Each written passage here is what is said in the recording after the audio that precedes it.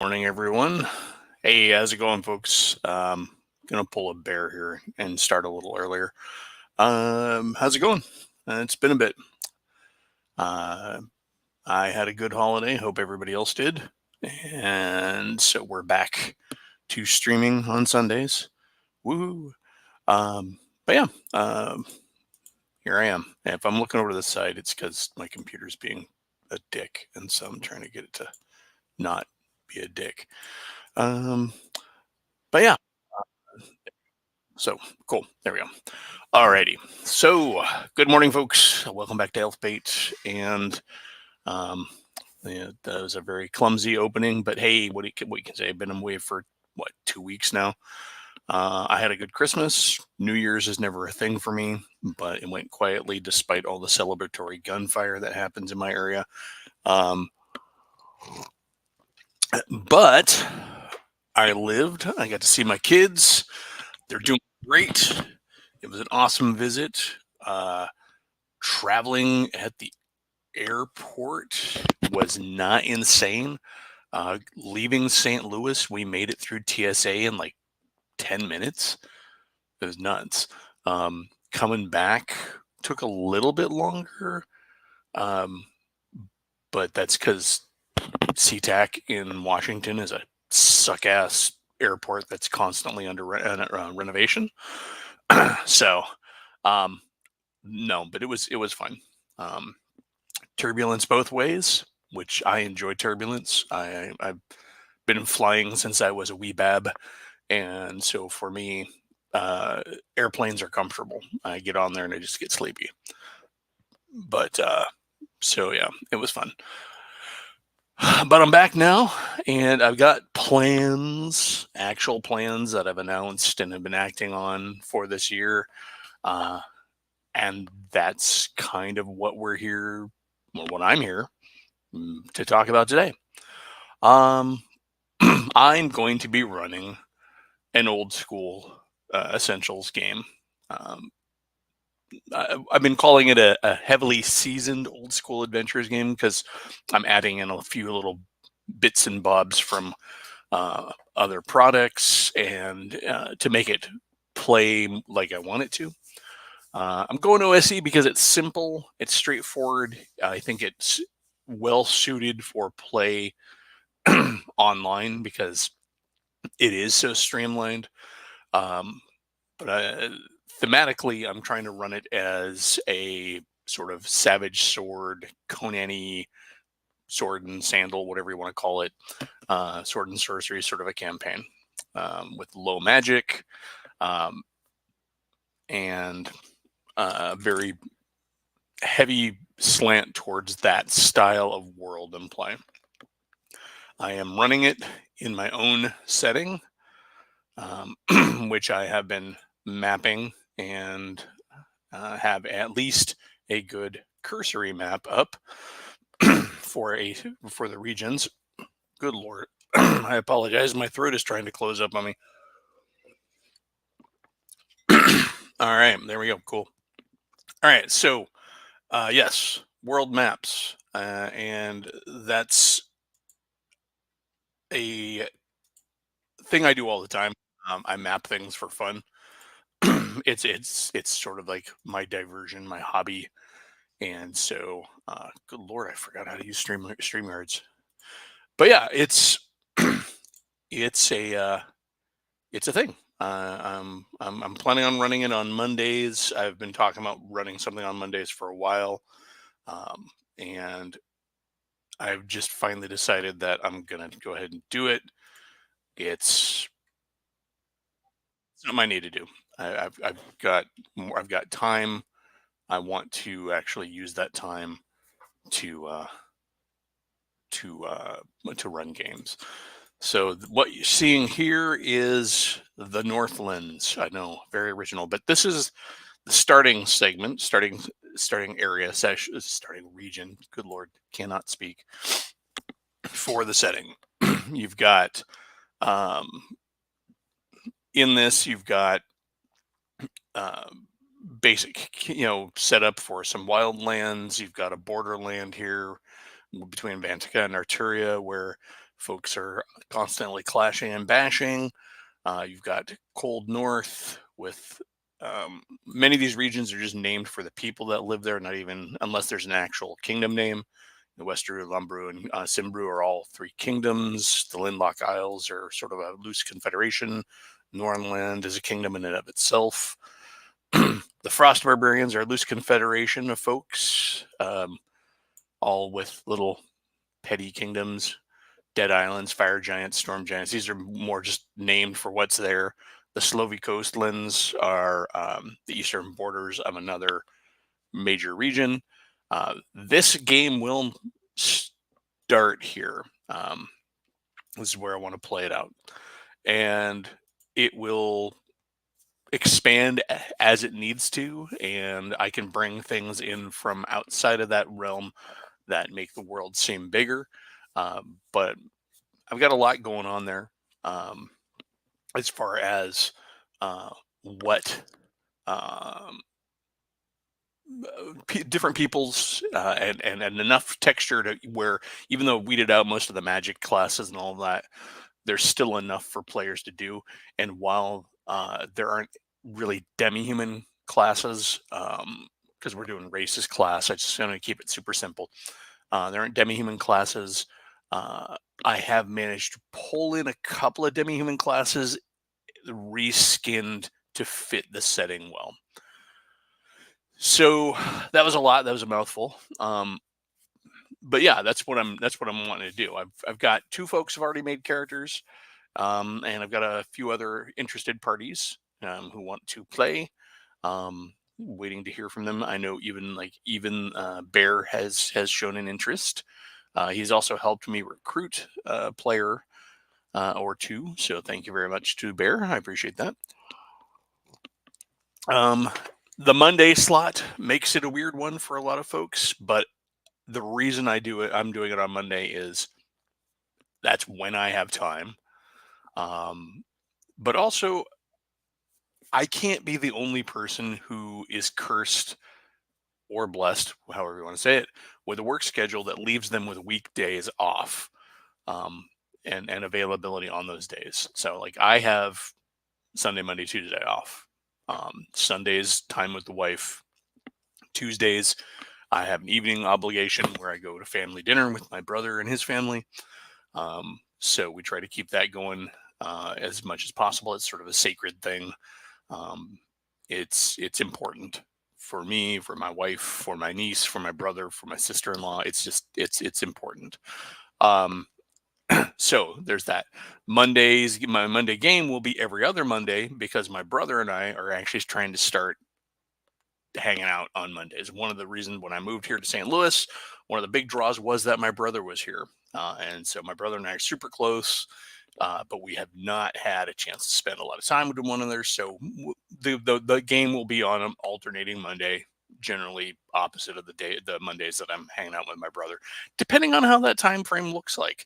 And the other thing is too, is I have all Monday off. So it's very possible that I might be able to run a Monday game like the one I'm planning right now, and if that once that's going, it's going smoothly, start a second game of something else, or even in the same world, maybe earlier on Mondays, something to that effect. Weekdays, I might be able to run stuff in the evening after work, depending on what it is, or even play in games after work. It just kind of comes down to balancing my gaming time with time with the wife and other obligations. So, all right. Yeah, Grumpy Old Slan, you got a new job though. You're working, so yes, it's frustrating when our responsibilities get in the way of the things we want to do, but depending on when your work schedule is, well, you might be able to swing it anyways. I'm not locked into a particular time slot for the Monday game yet. I know it will be opposite. If Bear participates, we'll be setting it up to where it's opposite of his other Monday obligations. And, we'll go from there. I don't, it's super early in the planning stages as far as the organization of the game session. I am working on the game itself. I am currently working on my fourth adventure for it. I wrote two in one day the other day, and I finished up another one yesterday and started a fourth. Um, yeah, um, we are. I've got material. I've been binging Savage Sword of Conan, which is a great, and I'll talk about that in a second. And then I've also been listening to a lot of audio books, not really, but there's a lot of folks on YouTube who read and record and then post their reads of literature, and so I've been listening to a lot of Howard's works um, to kind of dive right into that feel. Um, so let's see, Daniel. I don't think space is going to be too big of a problem because this is OSE. Um, I can handle a higher number of players than I would say if I was doing 5e. I don't want to play for a huge amount of time, just a couple of hours, especially if we end up streaming the game. Because anything more than a couple of hours of stream is entering the realm of torturous, in my opinion, both for the people on the stream and the people viewing it. Um, so I'm going to cap it probably at 8 people if I get that many, and that's going to be a lot. Um, the I'm going to jump in. I'm going to talk about kind of my setup for this campaign here in a moment, but yeah, I mean the thing to remember, folks, this is the first time I've really run a game with strangers, folks I don't know as friends and family. That's been most of my gaming life. 99% of it has been played with people I know, people who are my friends. Hey, Hunger, Mage's Musings, General Nuts, Bear, Chris, Cody, Grumfield Slan, Daniel. Welcome, welcome, welcome. Yeah, but most of my gaming has been done with people I know. When I started playing D&D, I started playing with friends, and then we met through those people. I met other gaming groups who were their friends, and so it was friends beget friends beget friends. Later in life, um, I would I would play with guys from high school who became roommates, and then we would just we'd have the gaming house. I've run campaigns for my family and my friends, um, but I haven't done a lot of playing with strangers. Yeah, I've gone to conventions and played some board games and some miniature games with folks I just met, um, but that's not the same for role playing, especially if you're running a game. I feel like playing with strangers is a little easier to do when you're sitting down at somebody else's table and you're playing a character, because then you could just focus on your character and react to the rest of the party, the rest of the players, and the GM. When you're running a game for strangers, you really are balancing a lot of plates at that point. You're trying to run your game, you're trying to manage the players like you normally would at a table, but then you're also dealing with any other crap you got going on in your head over the folks that you don't know. Uh,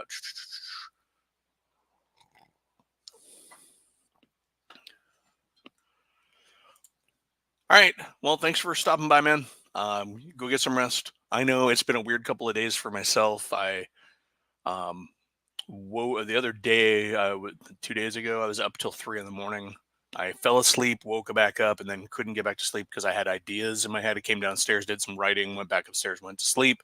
Got up the next morning, was so tired. This was Friday night, actually, because yesterday, I called out from work because I was just zonked. Got up, called out, went back to sleep. Um, and then all day, spent the whole day in a freaking funk.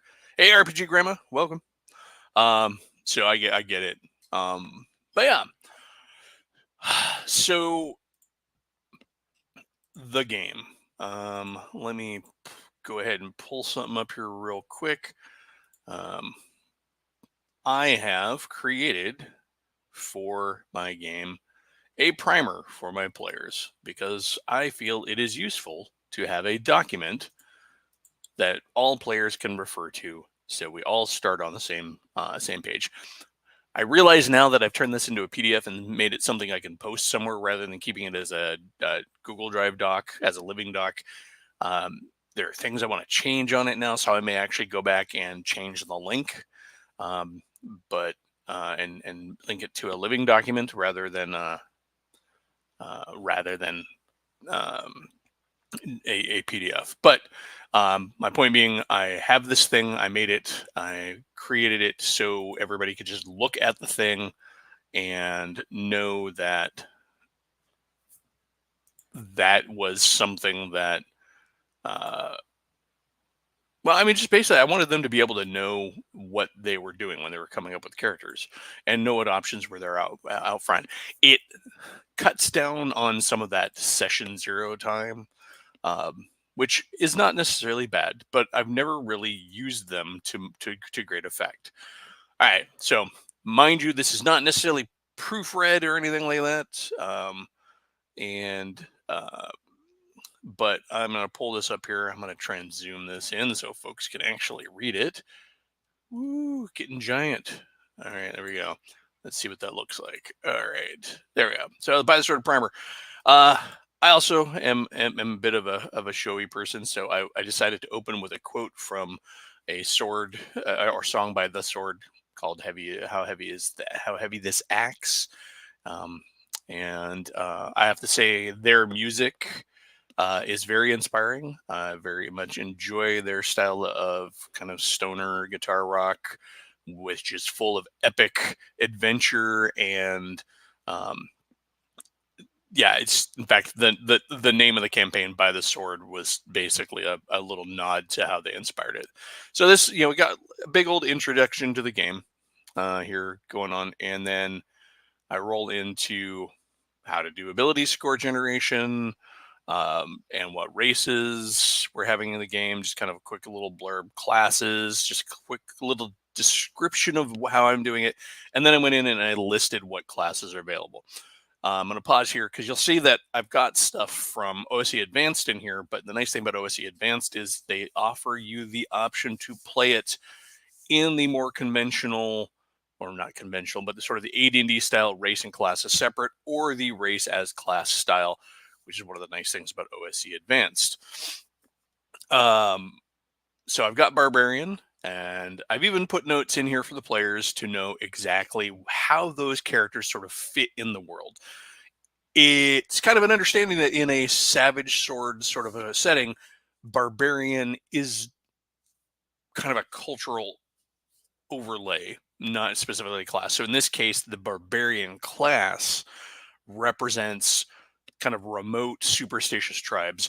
So you've got your barbarians who are living in like nice rustic civilization, vis-a-vis your Celts and your Germanic folk and everything. But your barbarians would be those that are one more step removed from civilization and who are much more weary of the modern world, modern quote unquote.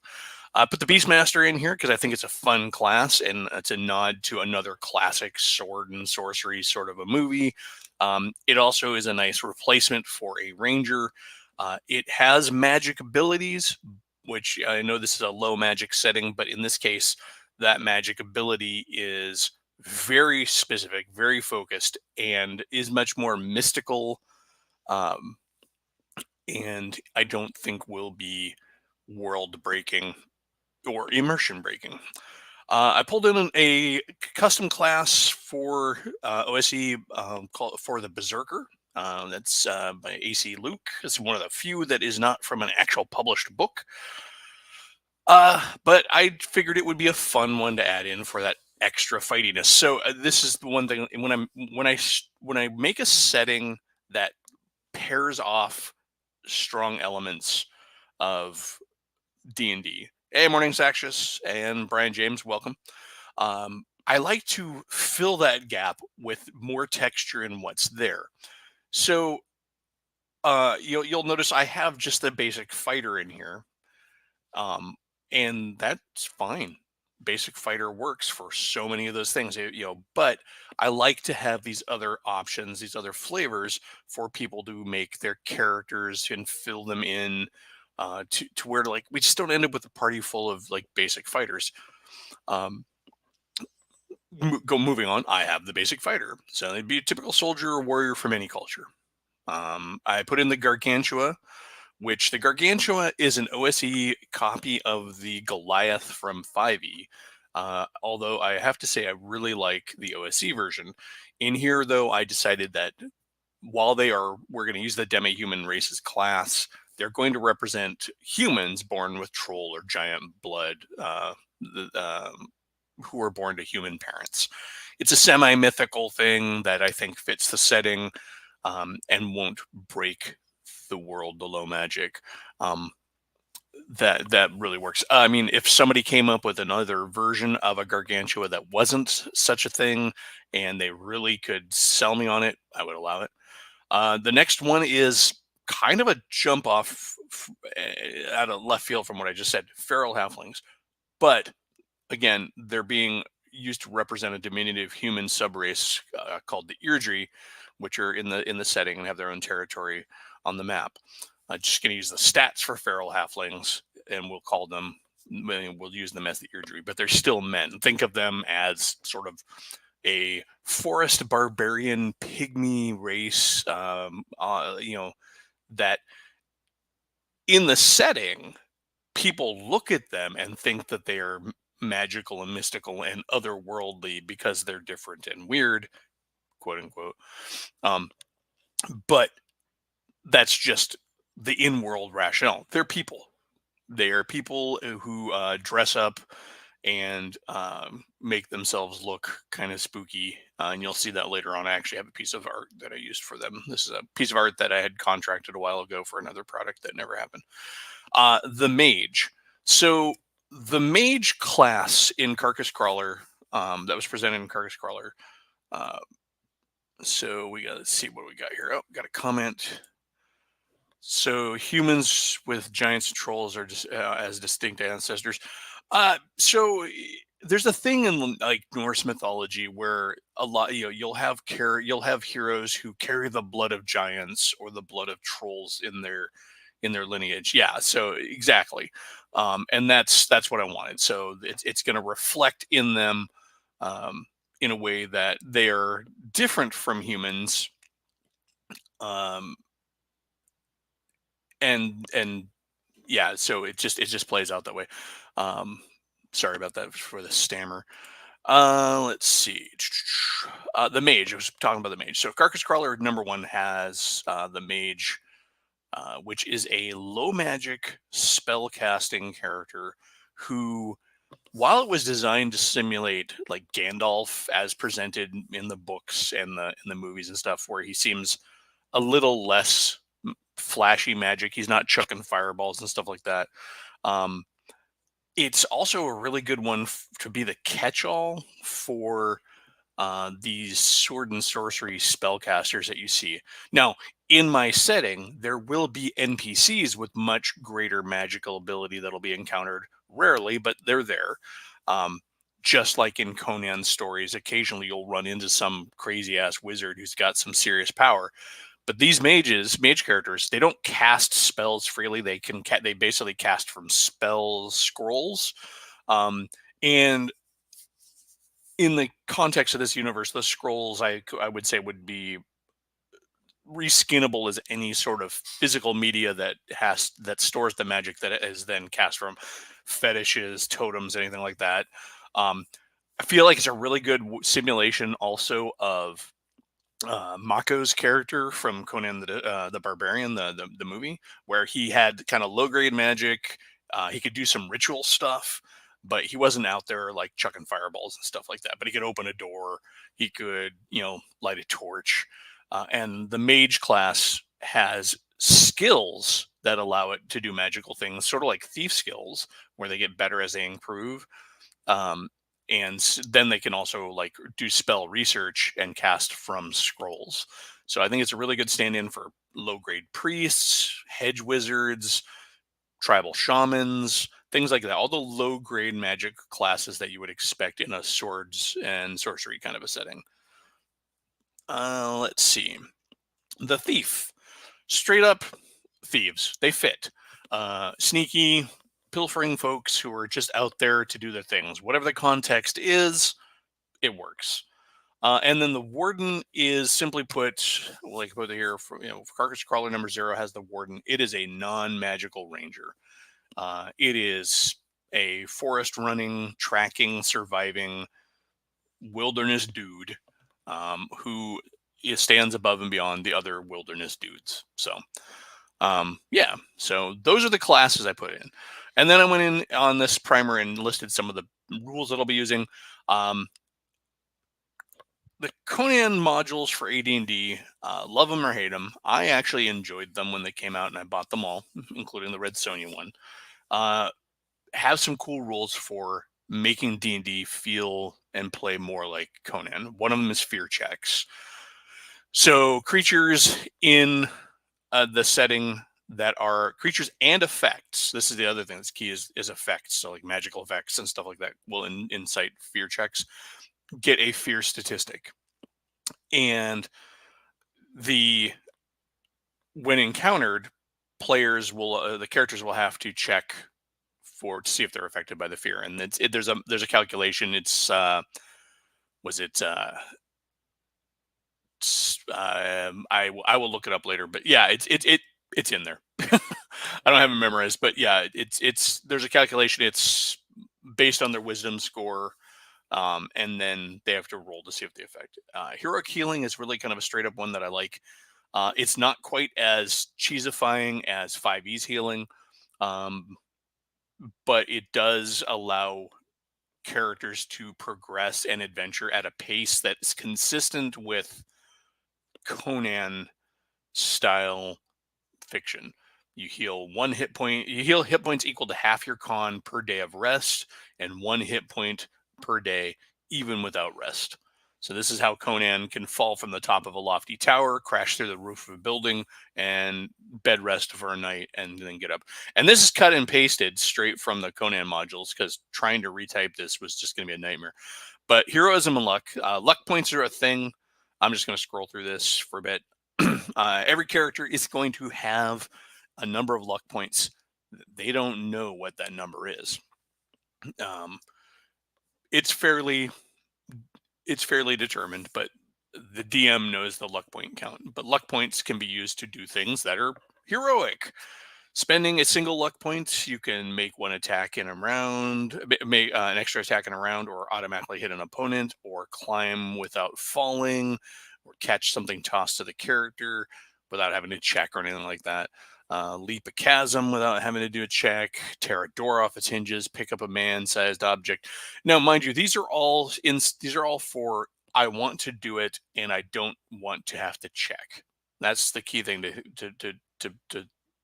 to say right here, is that these are instances where you want to make sure, you want to guarantee you can do it.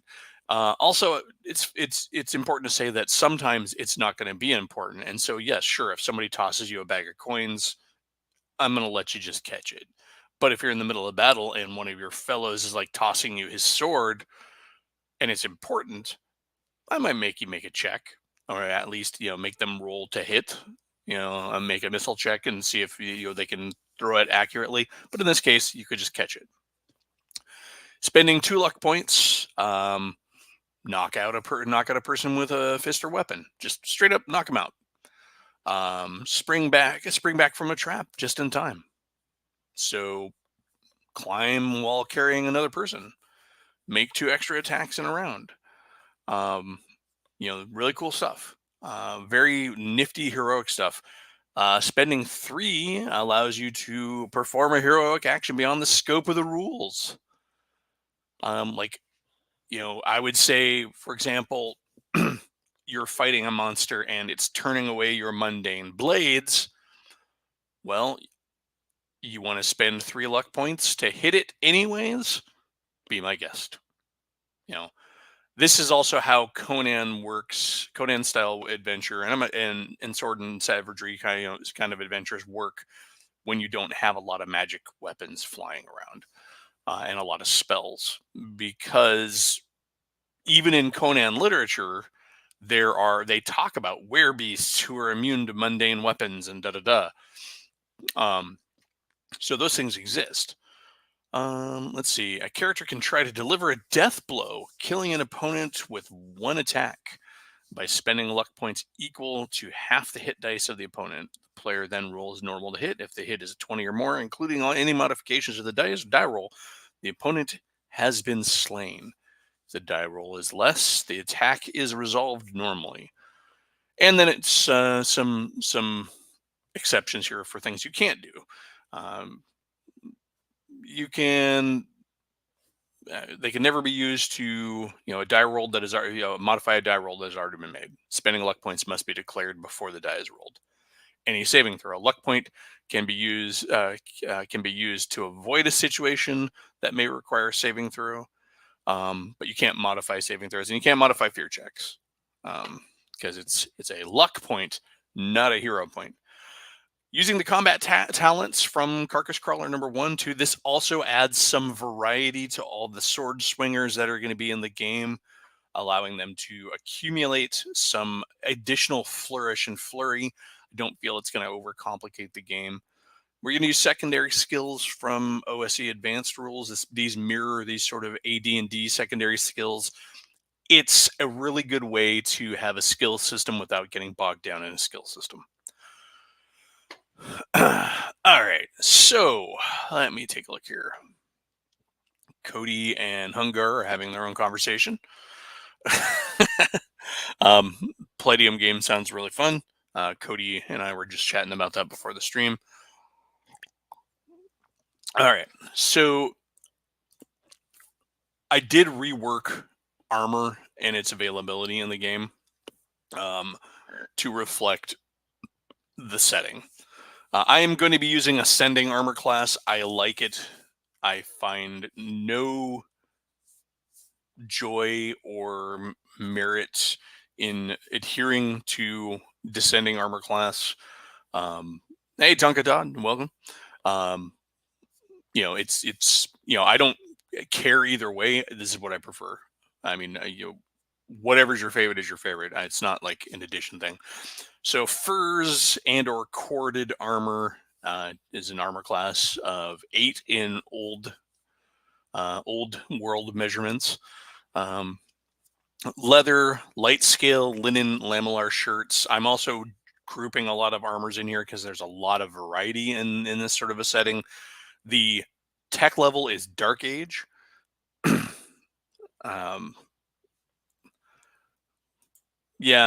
Unnecessary math. Mage's Musings. So but and then scale, burgundy, and lamellar, chain, and a chain hauberk, which is if you don't know what that is, it's just a long chain shirt. And then chainmail and bandit. Bandit being basically like the Lorica Segmata, or other similar armors, is the best in the setting. And I'll just let it be there because no plate of any kind, banded, and its availability is limited. I even have a note up here saying that really it's just found mostly you're going to find it in Arturia and with like fire giants. Shields. I did modify shields to make them more of a thing in this setting and to allow people to run around as savagely as possible and still have an armor class worth a damn. So we got crude shields, which are basically simple materials: stretched hides, lashed sticks, bones, wicker. They are +1 versus blunt or melee, blunt melee weapons or missiles only, and so they're super light and cheap. Against sharp weapons, they have a tendency to sharp weapons will just go through them because they're not usually resilient to them. Bucklers, they're +1 armor class, but only against one foe per turn. So if you've already used your buckler, you can't defend. Grumpy Old Slan, it's all missiles, because this is based on my knowledge of old school ancient world shields, and some of them were and like the hide shields and stuff you would find with both Native Americans and Africans, where a lot of their use was in deflecting blunt weapons, um, and arrows, but in actual testing, they tended to do poorly against up close and up front melee weapons. Blades will go through them pretty readily when backed by the full force of a human body, whereas missile weapons tend to go in and then lose a lot of their energy in the kind of the absorbing properties of the shield, but also just on the arm. The arm will bend, and But yeah, bucklers are good for +1, only for one foe in a round because they're small. Small shield is your typical D&D shield, +1. Medium shields are like the larger, rounder shields, or like a full-on like heater shield, not a heater shield, but a kite shield, or like big Viking round.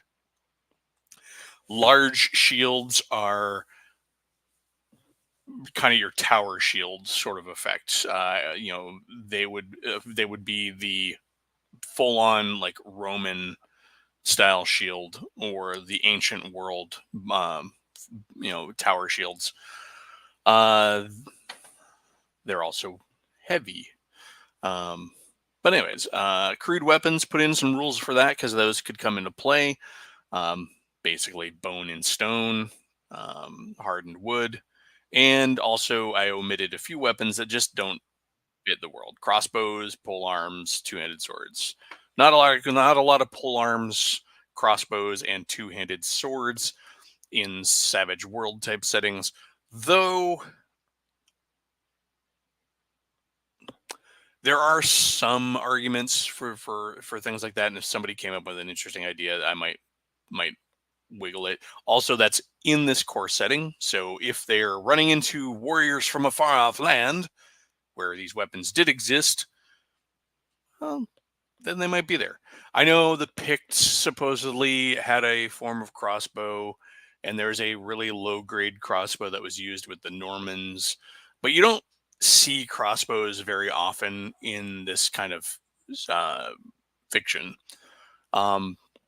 Nor do you see pole arms all that often. And two-handed swords, it's a very, very late medieval kind of a weapon. I suppose if somebody wanted to say that had like something like a Dacian falx or something like that,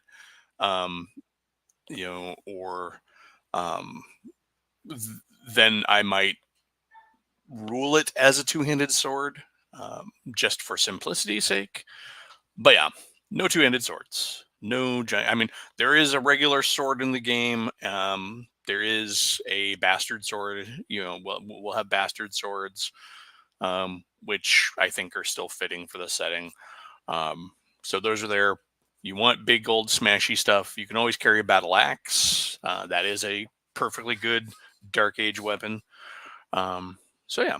And then found a really cool injury table that I stole flat out from somebody else, which is a nice medium between criticals and like lingering injuries. And then I went into some bit of the people in Northlands. I'm not going to read this through, but I like to do this so players who are making characters can kind of look and pick and figure out where they want to be from. And here's that picture I was talking about of what the Eardry look like. This is from an artist named Todd Ulrich, or Ulrich. I don't know how he pronounces it specifically. But yeah, so this would be an Eardry, one of the little halfling by stats only short humans of the forest, looking all spooky in his foresty stuff. So yeah, that is my player primer. That is kind of how I set up the game. Let's see. Yeah, it's all good. Grumpy. Yeah, I know it's short formed there, so I should probably check my punctuation on that one. So, what kind of adventures do I plan to have in a setting like this? Well, part of that's, I mean, the conventional adventure structure still exists. Quest givers, calls to action, characters' personal interest, rumors, all of those things abound. Um, and so that's where I'm going with. I think there are also a few things that you kind of just concede. Well, thanks, Cody. I'm working on it. It's cool. So real quick, I want to go dip into inspiration on this too. So Robert E. Howard's literature, obviously, um, movies. Clearly, if you're a child of the '80s, you grew up with a lot of good and bad sword and sorcery kind of movies. But I think one of my primary inspirations, honestly, is Savage Sword of Conan. The black and white magazine format Conan comics were just full of really good ideas. Um, in those magazines, they have a really good balance of adventures where NPCs are the monsters, other humans, and actual monsters. And in a setting like this, there's this weird thought process I've run into with a lot of folks where you don't have monsters in that kind of setting. It's not true. Even in Howard's works, there's plenty of monsters and magic. Um, but in the Savage Sword of Conan, which is a little looser with Conan than maybe the original author intended, they find a nice balance. It comes down to the proper application of monsters. Monsters tend to appear where it makes sense for them to appear or where there's a reason in the story for them to appear, not just for the sake of appearing. Uh, those monsters that do appear for the sake of just appearing tend to be things like giant animals, or sometimes just regular animals.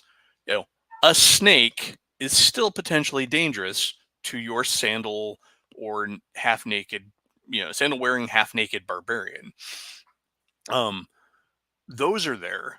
Occasionally, you'll run into incidental things like undead or ghouls, but even those are placed where it sort of makes sense. So, should the party, say, camp out in the ruins of an old fortress that carries a curse, even if that's not the goal of their adventure, it is possible that they might find themselves set upon by risen dead who've crawled from the ground there, and you could throw in skeletons.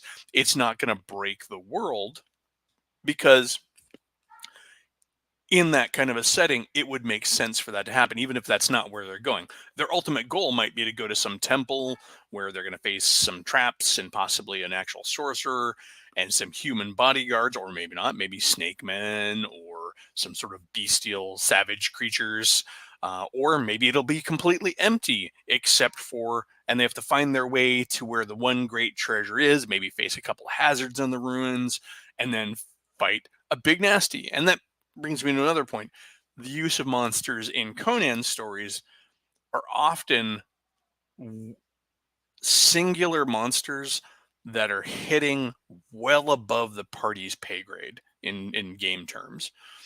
I don't know how many of these issues of Savage Sword um, I've read where you know Conan either by himself or with a sidekick, usually a woman, but or a group of other mercenaries or his employer, whatever he's go through some sort of old ruin, get to the end, and there is a giant something. There's a demon. There's a snake the size of an airplane. There's a spider. There's a goo.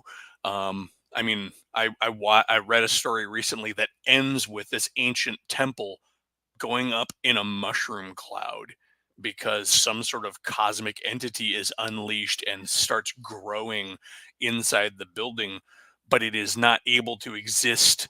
At a certain point, it reaches a critical mass where it can't exist in this realm of existence, and then goes up in a small atomic explosion. Conan survives because he's smart and he runs. But yeah, um, let's see. Well, and RPG Grandma, I think in D&D, there's just an expectation that there's monsters everywhere. In standard default D&D, nobody bats an eye when you run into 25 orcs in the middle of nowhere, and there's six different kinds of monsters in five different rooms. It's just part of D&D. Um, yeah, so I think proper application of monsters is really key for this kind of a setting as well. Now, with the way I have the world set up to start with, uh, I don't have ancient sandy cities and all of that, but there are still secrets hidden there, here and there. In I've set up this campaign to be, it's not the Conan world; it's my own world, obviously. Instead of Atlanteans, I'm using a ancient race called the Hephaestans, uh, who built things before, and so the world is going to be dotted with ruins of their ancient society and things older. So there's definitely going to be things to find and explore, even though it's a very wild place. But again, this is just the start of the build of this campaign world. It will grow from here. Foreign powers from beyond these lands will be mentioned. They will be dealt with. Uh, Potentially, the players, should this go on long enough, might end up running afoul of them and end up far from home, as Conan is often want to do. Um, yeah, I mean, Conan. Not only is Conan smart enough to cut and run, um, another thing I was really surprised to find out when listening to the stories and then reading through these comics too, is how frequently Conan actually gets screwed over. Not just in like betrayed and double crossed and stuff like that. He's constantly getting beat down, captured, left for dead. And as I was reading all of this, I'm like thinking, I don't know if this is necessarily for all campaigns, but I think there's also something that DMs could learn there, that a character being dead mechanically doesn't necessarily have to be that they're dead. And we mentioned this kind of a bit on the last stream over on Old Geeks channel. We were talking about what makes a good GM. So dead doesn't always have to mean dead. Uh, you know, the character could be down on the ground and he could be dead, and then he could be saved by somebody. He could be captured, and as long as your players are okay, and this is the other thing, is the players don't like certain kinds of play style that just leave people flat. Like players don't like being taken prisoner. But I think if you agree to that up front and say this is an option that your characters could be taken prisoner, but it's also part of the genre that your characters, after being taken prisoner, are very likely going to find a way out. Conan is always getting captured. He's always getting imprisoned. I just listened to a reading of Rogues in the House. He starts in jail at the top of that story. He's in jail. He's in prison rotting for a crime he did off camera in some city, and then is visited by an NPC who then sets up the method by which he gets out.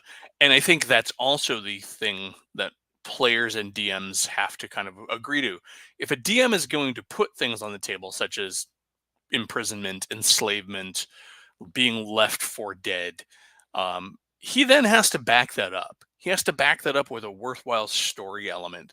So if I'm going to say to my players that, you know, okay, so you fought the fight, you all got killed, we're all at 0 hit points or below, whatever, and you're all dead. And then I say, You all wake up to, choking smoke, and the smell of burning, acrid, bitter herbs and the low mumbling of chanting. You look above yourself and you find yourself in a totem strewn hut, um, with carved masks and ancient skulls leering down at you from every corner of the ceiling. I've now made good on my promise. They were all dead and they were taken out. Where are they now? They're in a new place. It's perhaps a new quest. Here they are. They've been revived by somebody. Now there's a debt or a mission. Conan, and he's clearly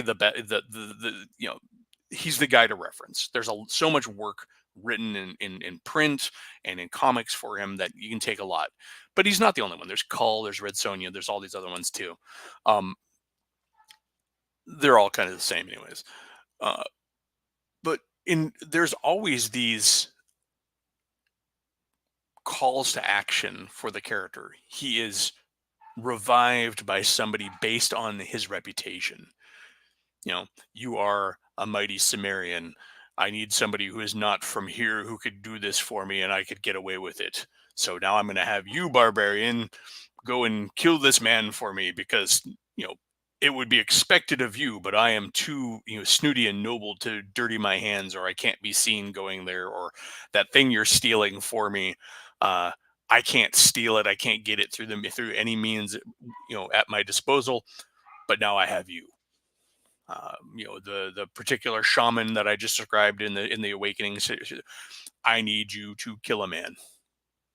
I need vengeance for whatever reason, or I need you to go to this place and get me the thing because I'm too smart to go there myself. But you owe me now. So dead can mean dead. Dead doesn't always mean dead. And that's part of the genre. That's where I'm going with that. The genre supports this idea that the characters aren't, while they're not invulnerable for plot reasons and story reasons, you can give them some plot armor and make it still work and not have it be immersion breaking because it's part of the genre. We're not talking about gritty realism here. We're talking about pulpy sword and sorcery type stuff. Let's see.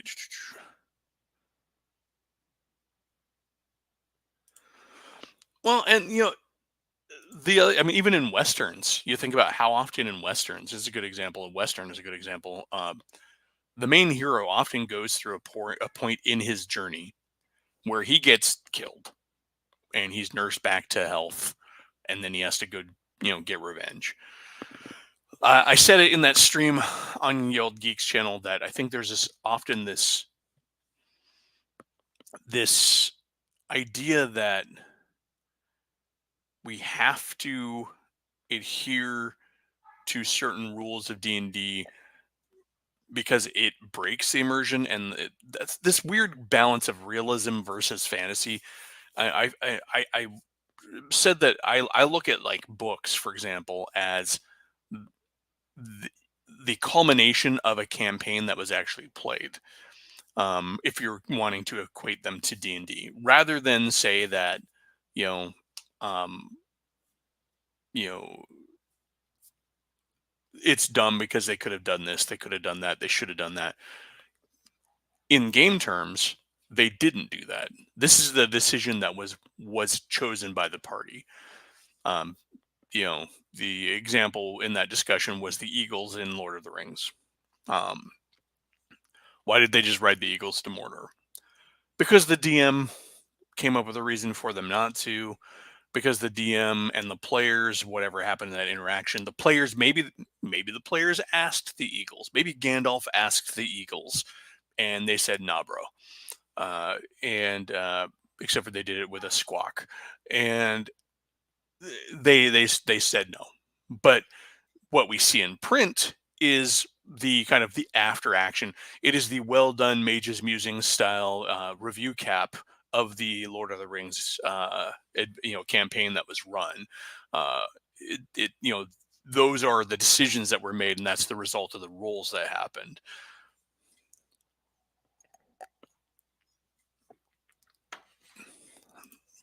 Well, and I think in a lot of ways, so there's I remember a graphic novel I read once where there's a line that's always stuck with me, and I'm sure it's borrowed from some other philosophy, but I encountered it first in this graphic novel, so the graphic novel always gets attributed to it, and it's there's this race of diminutive little halfling like folks called the Emi, and I wish I still had that graphic novel. It's disappeared to the ages of times. I don't even know what it was called, so I can't find it. But it's like the Emi had a word for hero. It was also their word for fool. Um, and so, yes, a lot of player decisions often seem dumb in retrospect, but in the moment, it's what you did. And if you succeeded, you're a hero. If you failed, you're a fool. Um,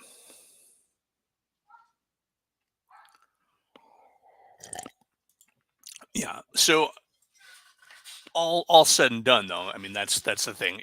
In a D&D campaign set in a sword and sorcery type of setting, I want my players to feel empowered to do heroic things. That's why I use the hero point, heroic, luck rule. Um, I want them to feel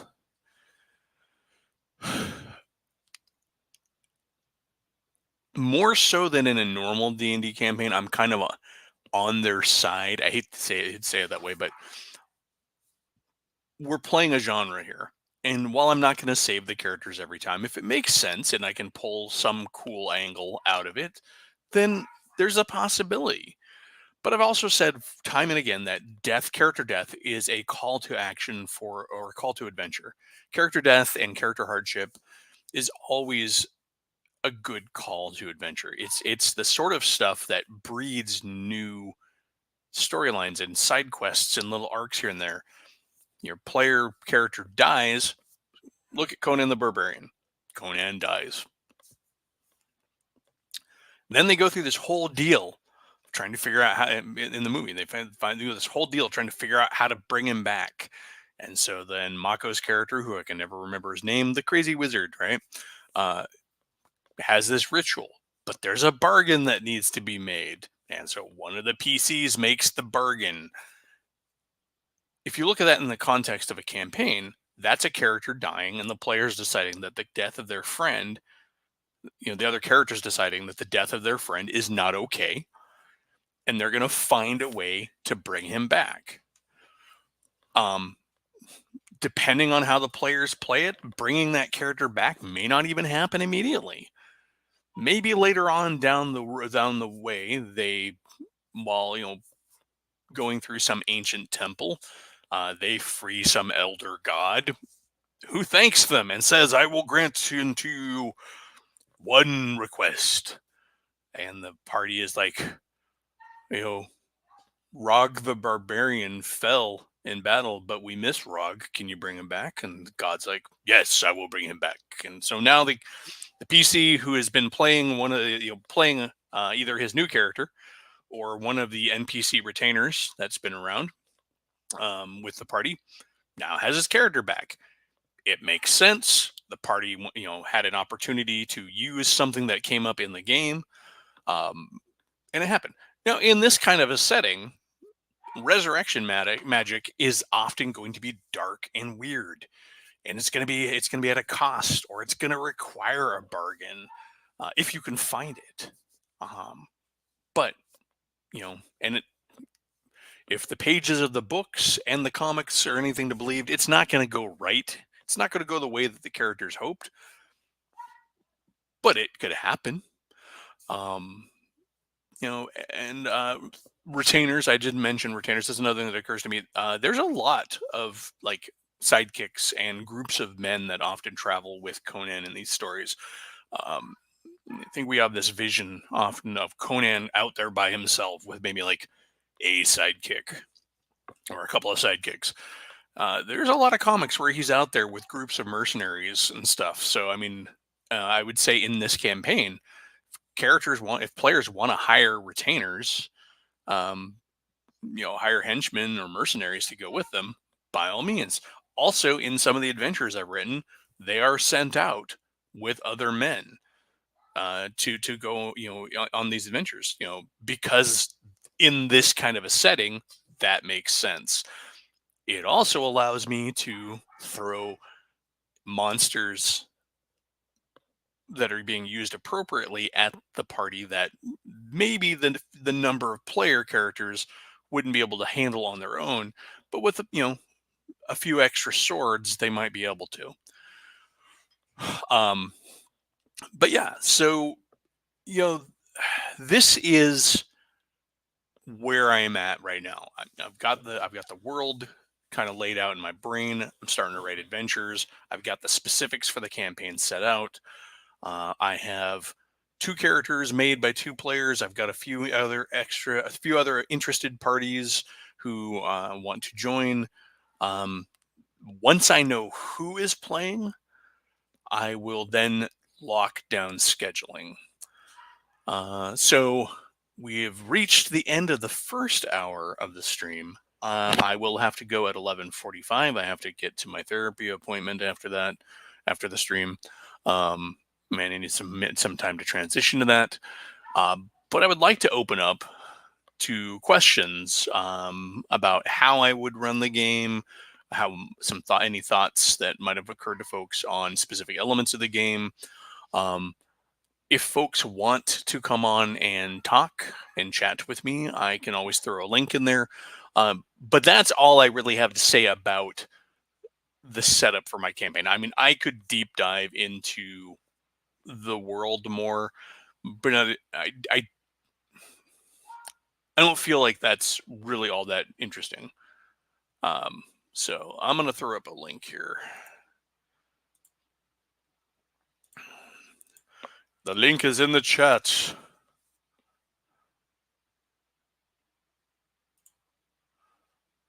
All right. So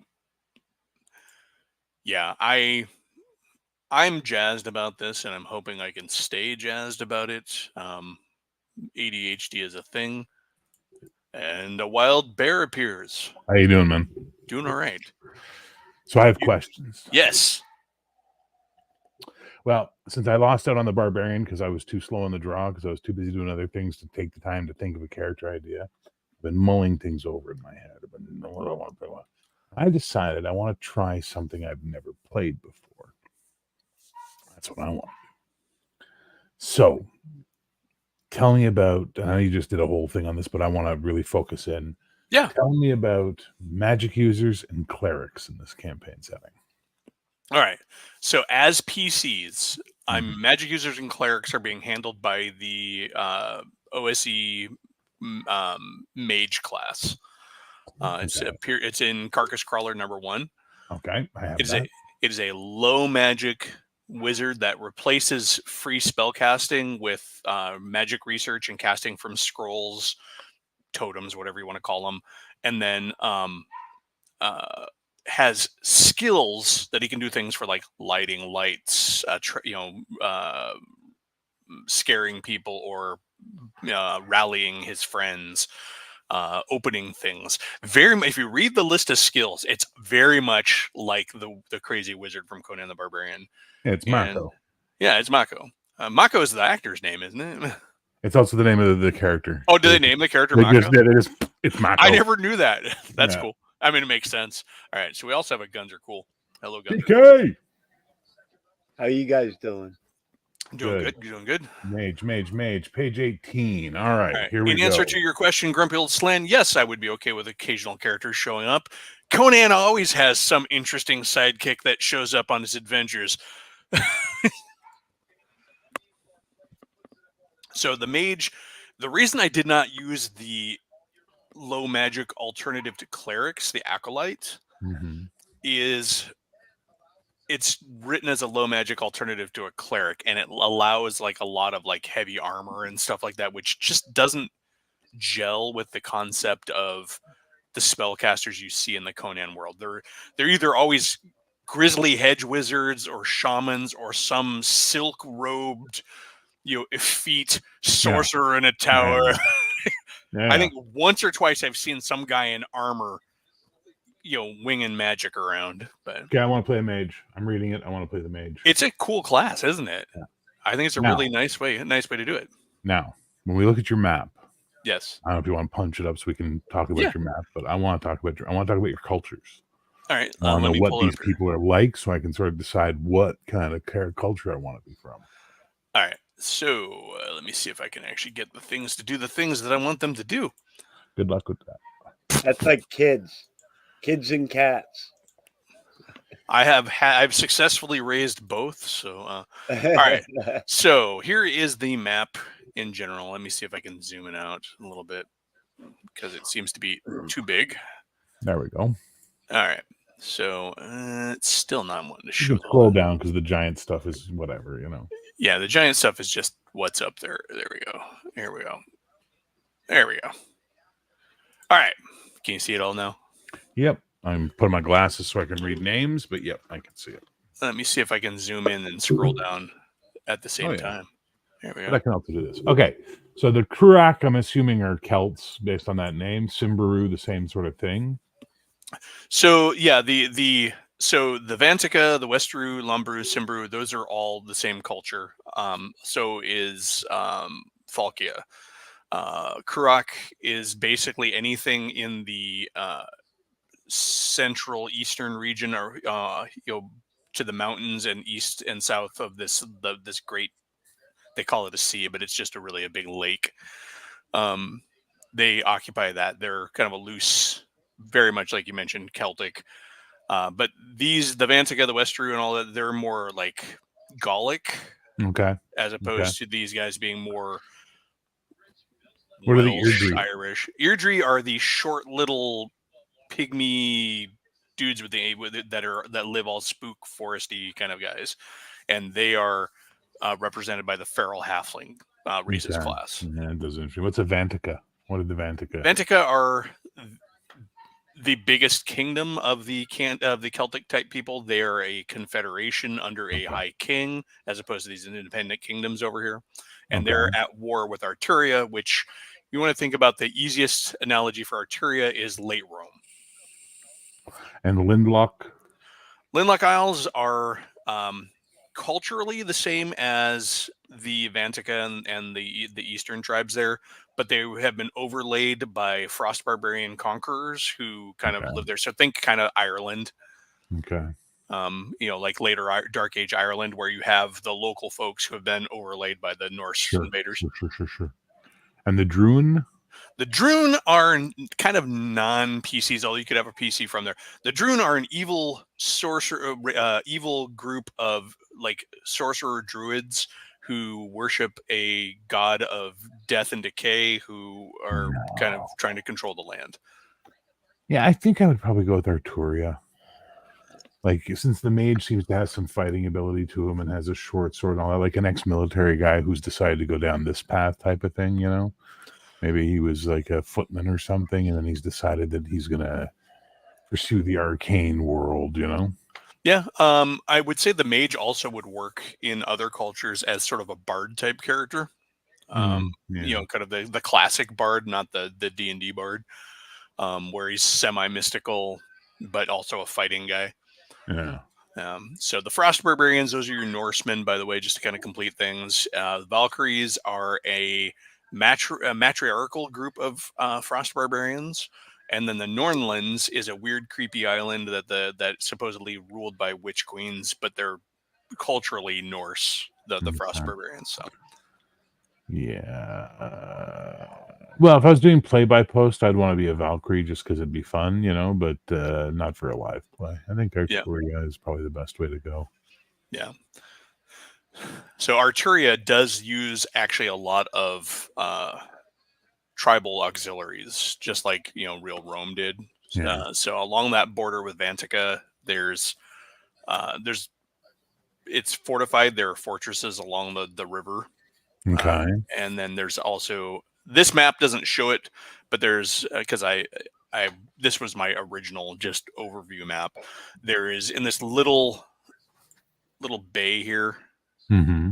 They're on the southern side of that river is the northernmost city for Arturia, which is Lancia, and it's from there that they access the coast, they access the sea, and then also control the river.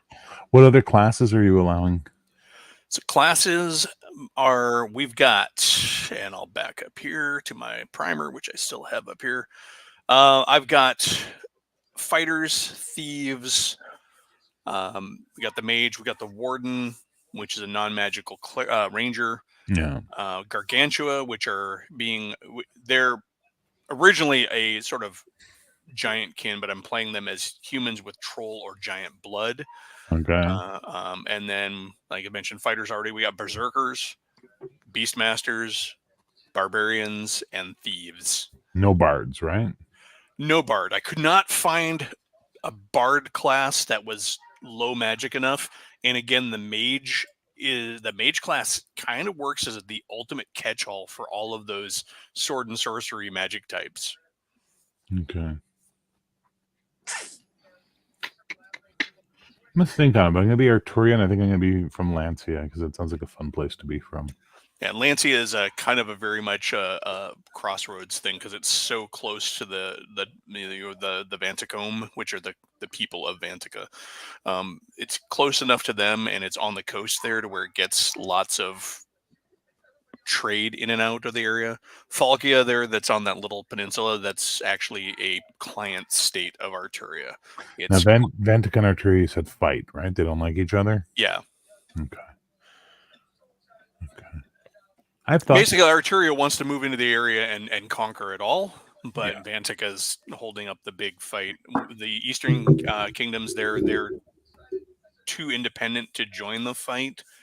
And then Falkia capitulated and fell in with Arturia. So let's see. I'm going to go to some of the comments here real quick. Guns are cool. What's up with you, man? Not much. I'm thinking I hope to play, but I'm thinking Arturia, and I don't know. It's either between a thief or a fighter, and we could rig it up that Bear and him got out of the service at the same time. If Bear's up with that. Yeah. Well, in that case, then I'd say you take the thief, I'll take the fighter because it's a straightforward thing to play for me. And then that way we could do a little bit of that. That could work a little bit. The other two characters that I've already had declared by two other players, we have somebody is playing a barbarian, and they're playing a Kruach barbarian. So very much a forest man, a wild forest man. And then we have a frost barbarian warden. Well, Bear, if you wanted to do the mage thing, I could do the fighter, and it could be like we were on like a team and we retired at the same time. So it's totally up. I mean, it doesn't matter to me, but that's what I was kind of thinking. You know, we were together on like. Well, the thing is I'm the more I look at the mage, it's not catching my interest. It's neat, but it's not what I'd want to do. If I was going to play a magic user, I'd want to play a more traditional magic user. And I don't like playing thieves. I fucking hate playing thieves. Like, I'm not a fan of thieves at all. Yeah, I prefer. That's why I like Angus, because even though he's a cleric, he still kicks ass. But I haven't played a thief in a long time, so that could work. Yeah, the magic user thing, it just couldn't find a way to make a traditional magic user work in the setting and not tip the balance. Oh yeah, that makes sense. Not in Conan. No. Yeah, the mage class, however, works really well because you can still do some of those nifty spells. You just have to have it on a scroll and do the research. So it kind of leans into that whole ritual kind of aspect that like Mako did and stuff. So yeah, yep. That's like in the Lankmar setting. All spells took, because they tried to make it they made it kind of like what you're doing. All spells took 10 times as long. So instead of one round, it took a turn. Yeah, I could see that. I mean, Yeah. And it's a lot like Lankmar setting. Yeah. Which is fine because I actually like, what's it, low magic settings. You know, yeah. because Yeah. I played in a couple high magic settings and crap got out of control. So does Arturia use like Legionnaires, or what do they use? Yeah, they've got organized regiments with legionnaires. They've got auxilia that they recruit from the tribes.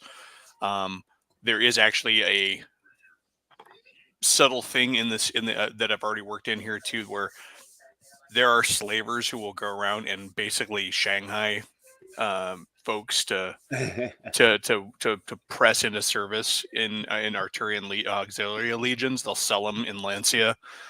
And say, hey, take them. Here's a nice bunch of Kruach. Go ahead and press them into service. But Arturia has, heavy cavalry. They have siege engines. They even have, and then the Vantica, they fight in the kind of the Celtic way, including chariots. One thing that does exist in this world, though, is big old prehistoric beasts. So another thing that Vantica comes armed with is mammoths. And Arturia it's kind of a reverse where the Romans had the elephants every so often, but now in this case the barbarians have the elephants. What I'd like to do, if it's possible, is an ex-legionnaire whose father was Arturian but whose mother was Vantican. And so as a result, he got a lot of shit for being a half-breed when he was in the Legion, and that's why he was like, fuck this, I'm not going career, I'm out. I'm going to go make my fucking money and make my life, on my own skills and abilities. And fuck all you people because you're just idiots, like that's his sort of attitude. And then if DK wants to really, if Guns wants to really be someone that's connected to me, he'd be like the one guy who was a cool dude to me in the Legion. So we became friends, Oh, yeah, because, I was a thief, I was a scout, I was a rogue, whatever, however you want to call it. So I was always kind of on the outside. Nobody trusted me. Yeah, I mean, any of those kind of origins really do work, and actually having a gel between the two characters also works because anybody who's going to come in and play, my question, of course, is going to be how do you guys know each other, and also where we start to a great degree is going to depend on who's in the party, because I can move you to any part of the world and start you out there. So like if the party is heavily mixed. In Origins, then Lancia makes a great place to start. It's sort of on the edge of the world, so to speak. As far as if you're Arturian, you would consider it on the edge of the world, right? But if you had a more barbarian, Northman bent to the group, then I could start you smack in the middle of Kruach or anywhere, Yeah. So it's very flexible where we start, and it'll kind of begin where it makes sense for the players. No, that's what I'll make. And how are we doing the characters? Is that in the primer? How to roll up the characters? Yep. Just in real quick overview, you roll 3d6 6 times, place the stats where you want. We're not doing the 46 drop the highest because I figure if I'm going to let you place them, that's good enough. Okay. Especially considering OSE/BX is really forgiving on stats. You get bonuses at a much lower number. From there, the only other things that basically follow character generation as normal. We're using the secondary skill rule in the OSE Advanced, which is just, you can either pick or roll off that chart. I don't care. And then luck points is a thing you'll have, but you don't know how many you have. It's a secret stat that I keep. And then you guys basically, when you're pushing your luck and you don't know exactly when it'll run out. Sure. I think it's a fun way to use it. It's actually how the rule is written. We're using a heroic healing, which is half your con per day of rest or 1 hit point regardless of rest. It's not as overpowered as 5e healing, but it does allow you to have that get your ass kicked and fall off a cliff and get back up the next morning and fight way that Conan does. You might be slow because you didn't heal all your hit points. But you're still going to be going. It also works pretty well in a world where magical healing is really not going to be a thing. We're going to use the typical bandages. We're going to use lingering injuries too. So if you go to 0 hit points or lower, you're potentially gonna have an injury. But character generation wise, pick a class. We're doing race as class, so you don't have to worry about combination of human, elf, whatever. Let's see. Any other specific questions for? No, I got what I need. Cool. Yeah. I don't know. Do you need to see the rolls, or do you trust me? I trust people to use their clickety clack math rocks. So. All right. Wow. How did I get all those 18s? Wow. Well, I'll know when you're faking it. I was fortunate. I had witnesses for Angus. Who is Angus? You keep referring to Angus. Who the hell is Angus? He's a dwarven cleric I use on Saturdays. Oh, I don't pay attention. Sorry. And well, he rolled 17 or 18 Constitution, and then I maxed out on my first 3 levels for my hit points rolls. So he has more hit points than the whole party.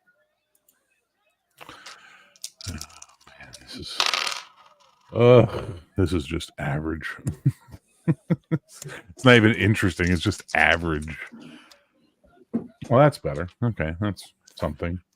And the last one. Yeah, of course, remember you get to place them wherever you want. So from top to bottom, I've got 16, 15, 13, 11, 10, 10. Okay, and then you can arrange those however you want. We're not doing down the row. So. I didn't know we were doing this now. What are the naming conventions? Well, you don't have to do it now. Guns are cool. No, I'm just doing it now because I wanted to get it out of the way. What are the naming conventions?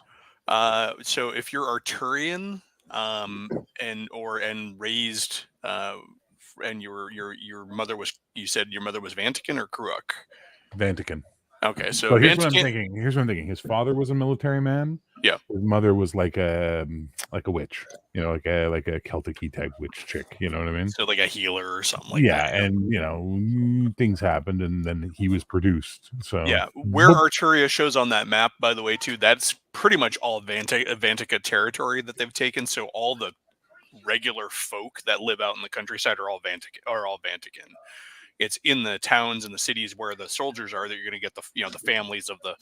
So your situation would be not unusual, but not normal for a soldier, because of course you got to keep propriety, and you don't want to that's still the enemy. Kind of thing. So yeah, name wise, I mean, I would say if you were to pull anything from classic historical like Gaulish names and stuff like that, you'd be fine. Okay. I'll give him a mixed name. I'll give him a Romany name for his father and a Gaulish name from his mother. Yeah, when I've been writing up NPCs, I've been sort of using Roman style names for anybody who's Arturian. All right, Bear, I have to ask, what was your scores? Hey, nerd. 16, 15, 13, 11, 10, 10. And Marhockman is a pretty. You're killing me. Why? Highest I got so far is a 12. You suck. I have 1 left. Well, that's where luck points kick in. Yeah, I got 10, 9, 10, 12, 12. And that's probably why you're a thief. Yep. To be honest, I couldn't make it in any other career, so I turned to a life of crime.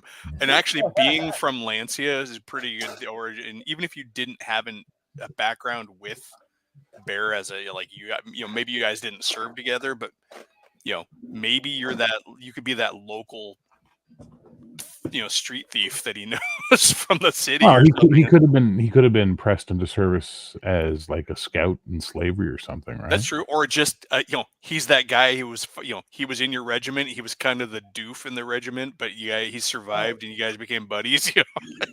I forgot my index. I forgot the last roll. Oh, so you have a chance for one more good one. Let's all send positive vibes. Yeah. Yeah, exactly. Come on, 18. No whammies. Don't forget the money. Oh man. Oh, my I was highest also not roll. expecting character generation on the stream, but that's cool. My highest roll. I got a 13. Hey, in BX though, that's you're starting to actually get into ability score modifiers. Yeah, that's a +1. If you put that on your decks, that would be a +1 to your AC, +1 to your Yep. missile, and a +1 to your initiative. Yep. I've still got all my PDFs open from when I'm doing adventure writing. So I will say that that's really really nice, just because I can cut and paste monster stat blocks. So. Yeah. The funny thing is, I'll probably keep my scores as I rolled them. As I went strength, intelligence, wisdom, con, charisma, and dex, which was kind of out of order because I forgot the dex, but that's probably how I'll keep them. Yeah, I mean, you can arrange them however you want, though. Yeah, like I said, we're not doing rolled down the line. That's also why I didn't do the 46 and drop the highest. Are you using ascending AC or descending? Ascending, just for ease of my brain. Yeah. I mean, yes, I can do the math, but I mean, I don't care which one people use, but I prefer ascending, and my opinion on it is it's just easier and better. I know people are like, well, it's not hard math. I'm like, yes, but it's another step that my brain has to do, and we all have to deal with our own brain. Very fair.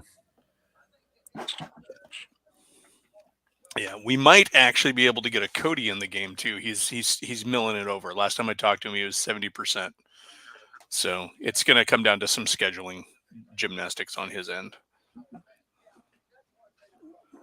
And as I have mentioned earlier in the stream, when we actually nail down the scheduling, it's going if Bear's in it, then we're going to be working with his schedule on Mondays. So, well, this Monday would have been a free Monday for me, and then next Monday would be no go.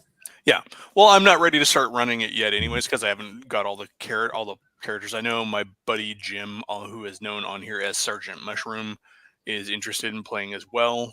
So if I get the two that I've got, you two guys, and then Jim and Cody will be at 6. So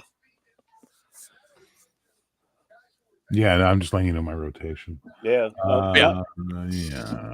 Mondays work because I do tacos on Tuesday and I don't have the kids, so Mondays are awesome. There you go. And when on Monday is also flexible. So if there's some people who need it later in the afternoon, evening, then I can do it then. But I have the whole day off, and so I have not solidified my plans with my brother. So it'll be fine. So I can lock it in based on Bear's availability, and then I could just tell my brother that the other Mondays is when him and I can go do stuff. So for me, it's whenever it's convenient for Bear, pretty much, I guess, because my job, I come and go as I please. And anymore around 1 in the afternoon, I say hell with it and go. Well, I mean, when it comes to scheduling games, I've always kind of been of the mindset that if there's one or two folks that have scheduling issue requirements, we work with them.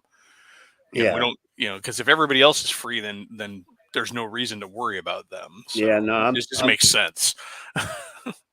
Yeah, as long as it's for me on a Monday,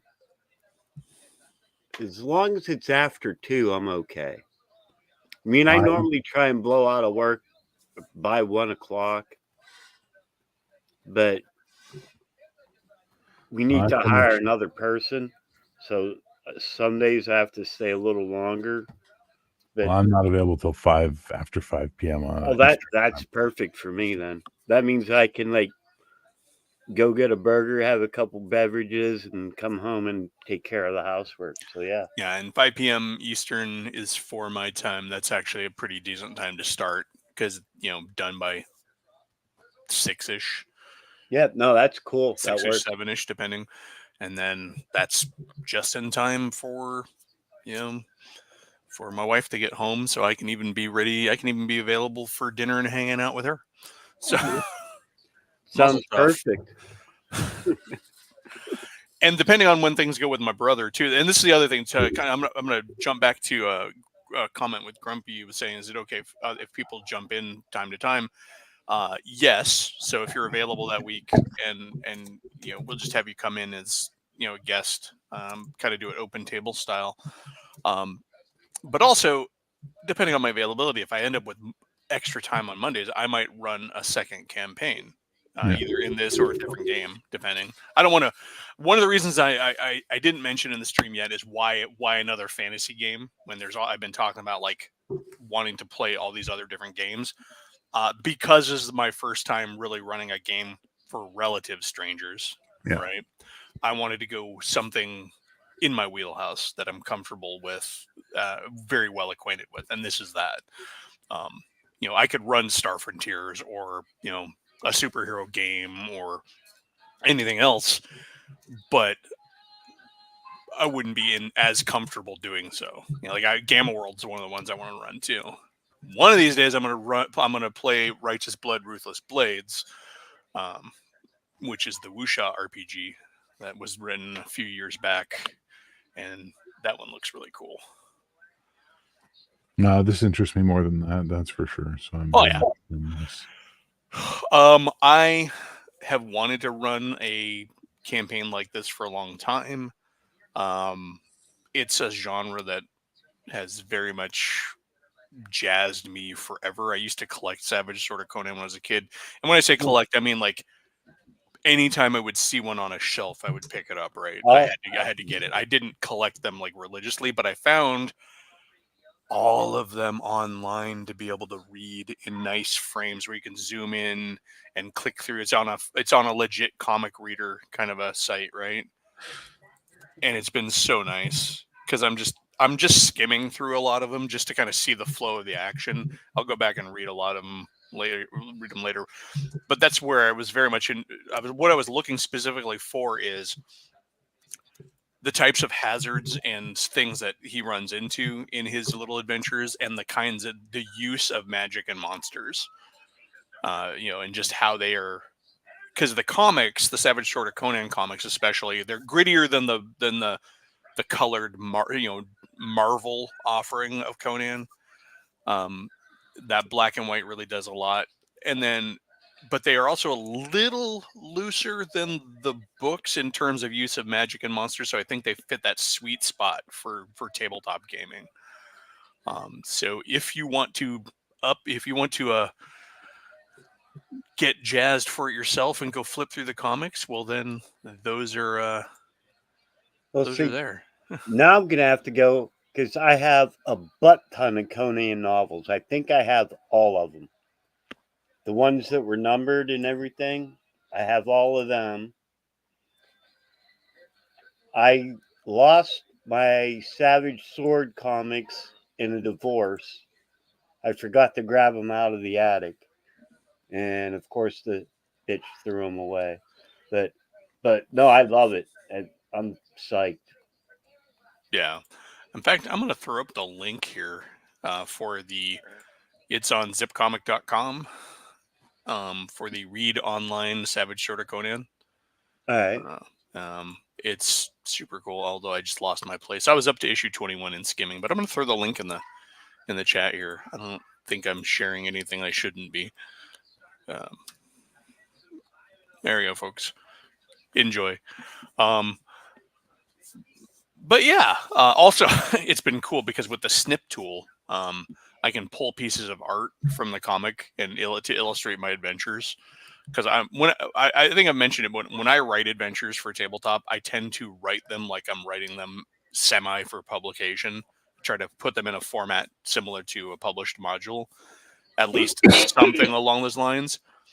It helps me organize my thoughts. And then also when I'm referring to them, I know where to look. I know I can look back at them. They serve as my notes, but they're really well written out and they have some flair, and it helps me get that process through my brain. Cool. But having all these issue after issue after issue of Conan, I'm like, all right, well, there's a creepy bird monster. I'll snip that one because I know I'm going to need a creepy bird monster at some point. It's so funny how often he's just like, and we're wandering along and attacked by a random lizard. Yeah. What's that one where there's the forest with the giant lizard and he calls a dragon and they hide up on the higher ground when they grow? That could be any number of issues. Yeah, that's a couple. Yeah. No, it's a specific one. There's like an ancient city and all that. I know I'm being really Conan vague when I say that, but yeah. No, but you're right though. That's how often it works. Like, and it's kind of cool. I like, and what I was sort of leaning into that with like the Eardry and stuff like that, where the Eardry are not. They're not magical beings. They're not halflings. They're not elves or anything like that. But the people around them look at them at like that because they wear their masks and they have their their antler headdresses and stuff. And when they're seen in glimpses and flashing blurs in the forest, they seem like something otherworldly, but they're just people. They're little feral people, but they're people. And similar in Conan, oh my God, it's a great dragon beast, and the artist is illustrated a pterodactyl. Yeah. Or this dragon is attacking him. That's a Tuatara lizard. It's just the size of a bus. Yeah. And of course, old school D&D supports that great because we're out. You're in those ancient ruins, and up from under the rubble comes burrowing out some massive beast, and it's a beetle, a giant beetle, right? But that's totally in keeping with Conan, because they'd be like, what horrible beast is this? Clang, clang, clang, trying to kill it. Let's see. No, I just had one of my other players chime in the Discord. Talking here on the stream gave him a good idea for the origin of his character. So the barbarian player is deciding that he is a Kruok who was shanghaied and pressed into service.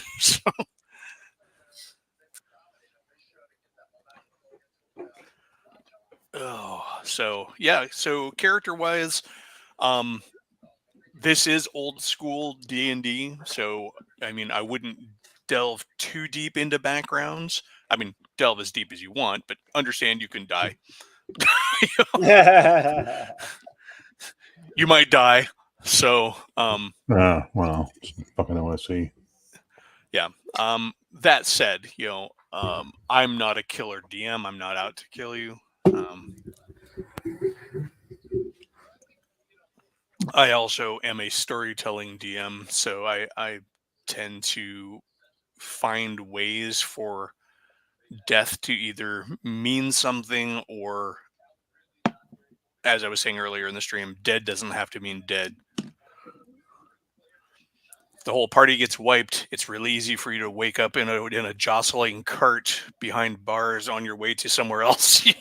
Depending on who you're fighting. I mean, if you're in the streets of Lancia and you're fighting a bunch of Arturian guards and you get taken out, you're probably not dead as dead. You're probably going to wake up in that Skyrim cart on your way to, your next duty station. Yeah. Or chained to the oars of a galley, which is a great Conan trope. Yeah, because there's nothing players like more than being enslaved.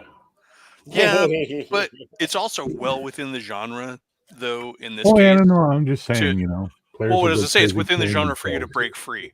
That's the other thing. Is I think more than I've never understood honestly the aversion to getting things like captured and enslaved in games. Maybe that's just me as a player, but I've always just seen it as an opportunity for me to do cool player things, where I get to now stage a prison break or a slave revolt. I don't see. Of course, I've never even saw death of my characters as being bad. I've even killed a couple of my characters in dramatic moments. Like I had my droid character in Star Wars. I had him self-destruct to save the rest of the party. So they were all running for the ship, and he stood and turned around and faced the stormtroopers and started blazing away with his weapons, and he flipped his head around and went, run, and then as the stormtroopers approached, he blew himself up. And then I watched that same damn scene show up in The Mandalorian. Like, damn it! I did that 20 years ago. It's not like it's an original scene, but you know what I mean. I did that with a really cool dwarf I had.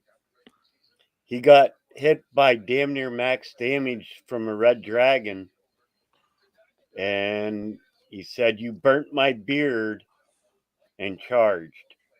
So he could distract the dragon so the party could get away.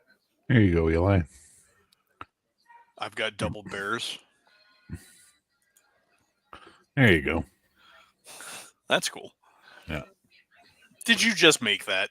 I just made. Well, I did about 8 different images until I got one that I was happy with. But dude, I'm just gonna have to like chain you to a desk and make you. I wish I knew my how to AI do that. art Yeah. person.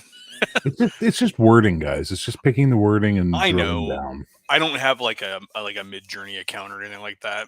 I have a Mid-Journey account and I have a Chat GPT-2 account. I'm happy to help you at any point in time. Tell me what you need and I'll make stuff for you. No, I mean, you've been really successful. I've seen some people just get results that are insane. Like a buddy of mine was struggling to try and come up with a TMNT character idea that we were doing with so Jim, Sergeant Mushroom, and I back in the day had the Teenage Mutant Ninja Squirrels, which were a bunch of TMNT fanboys that lived in Central Park.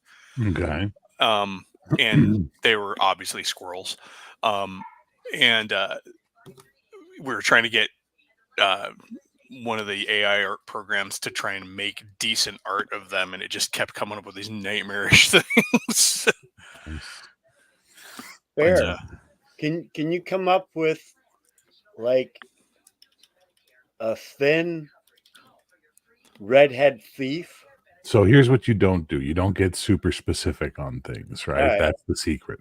So send me on Discord a description of what you want, and then I'll run it through the discombobulator until I get something that works for you. Cool. Okay.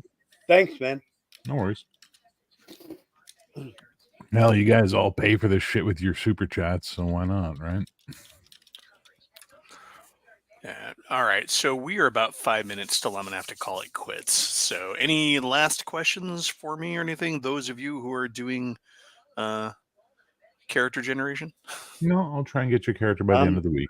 Cool. Just go ahead and post it in the hosted games thread on my Discord.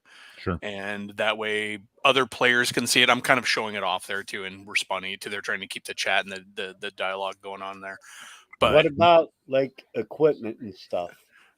Standard equipment starting. The only thing I would say is refer to the table for armor and shields that I have in the player primer. Okay. If you need, I even posted on the Discord. It was shared. One of the folks there shared a really good form fillable OSE sheet, which is built with ascending armor class into it, so you don't have to worry about having a THAC0 matrix on there taking up space. Not a problem. I will get you guys some stuff, and for you, I'll get you the character in the week. And Daniel, just send me some stuff on Discord, and I'll try and make you a character. I'm still working. I'm still not happy with this one, so I'm gonna fuck around with it for like another. week. Yeah. I mean, honestly, it's kind of been fun to see what people pick as their character art. The 2 players who have already made characters clearly went and grabbed something from like Pinterest or whatever, but it's still cool to just like see what their visions of the characters are. I always love that. So there we go. I'm enjoying the player input on this. So cool beans. Very cool. All right. So everybody else who showed up in chat, thanks for coming in today and listening to me ramble about the setting and my intentions to run this game. And Bear and Guns Are Cool. Thanks for coming on and kind of filling out the last half of it with this awesome little character generation session, so people can see that this is a real thing. It's alive. It's happening. Well, I'm happy to be a part of it because I've decided that this year I'm going to actually be a player again. So between you and Cody, I'm actually going to get to do some shit. That sounds fun. Can I say something? And it's funny. It's just watching you on that little combat experiment was, for lack of a better term, a joy. I've never seen you with such a happier look on your face. A happier countenance. Yeah. Yeah, I mean, also, by the way, keep the lights on, man. It's so good to see you on your streams, at least recently, not bathed in darkness. Yeah. You are a man who deserves to be seen. Well, That thank was you. funny. But Thank you. how do the cats feel about the light? They couldn't give a shit. They just want food. I just want to go kidnap your beans. He's awesome. You can have them. You can have beans. I'll keep Misty because Misty doesn't bite as much. No, Ophelia would not like him. My black cat, she would not like the other. When we lived in Washington, we had other cats in the house, and she was horrible. She was an indoor-outdoor cat, and even being free to come and go as she pleased, she was not happy with the other cats. She would pee on stuff all the time, right? Just a really disagreeable cat. Put her in a van and drive her 1,000 miles to another state where she's the only cat in the house and just has her dog brother. And she's totally different. She's snuggly. She's happy. She's an indoor cat all the time now. She doesn't pee on stuff. Totally different cat, like transformed, amazing cat. So yeah, no other cats. We were going to get like extra kittens once we moved here because we own the house, so we could have as many fucking animals as we want, right? Because all the renters over here are like 2 animals max, no cats. I'm like, okay, whatever. That doesn't fly for me. But once she started behaving the way she was, I'm like, nope. When she dies, we'll get kittens. But so that's funny because I think I've told you guys my puppy is 110 pounds. Jesus. Yeah, he's Dalmatian and Rottweiler. So he's black and white with the head the size of a bowling ball. Yeah, I got to when I was back in Washington, got to visit my kids. I got to meet my grand dog again. My oldest has this pit bull American cattle dog crossbreed dog. Is a rescue, dumb as rocks. His basically, that's my dog. He's well, the vets say that he's developmentally stunted because of his life as a street dog, where he's basically malnourished and everything like that. So his brain development as a he's been a street dog since he was a puppy, so his brain didn't get the right food to develop correctly. No human development or anything. And he's like his front teeth are all wrecked, but he is such a big meathead. He is so doofy and so lovable. Like I think it was last Monday, he ripped the banister because when we put him out, his lead is on the front banister of the front porch. He ripped the banister off the frickin' steps. Jesus. He's strong. But, all right, what time's your therapy at, man? You gotta go. I gotta go. Yeah. I gotta give myself 15 minutes to hit the head, get some water, and psych myself out to delve deep into my psyche. Well, I'm excited about this. So this is cool. So are you on my Discord? I'm not sure. I'll look it up. If not, I think you are, but you are friends with me on Discord, right? Yeah, I believe so. Yeah. Shoot me a hey you, and I'll shoot you a link to the Discord, and then we'll continue the conversation there in the hosted game section. And once this game is actually going, I'll probably give it its own channel so we can talk there and not muddy up the rest of the thing.